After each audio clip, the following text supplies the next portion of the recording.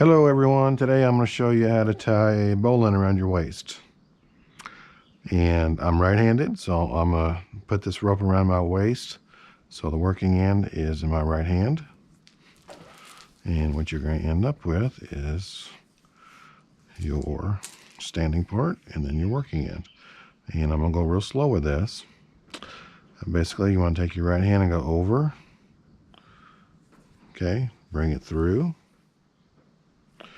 Okay, hold this standing part up, bring that underneath, then grab the tail, and you're going to pull it through that loop. And it helps to grab that loop just a little bit. When you do, and you dress it, you've got a bowline around you. Okay, and once you practice this a few times, it's pretty quick. Just like that.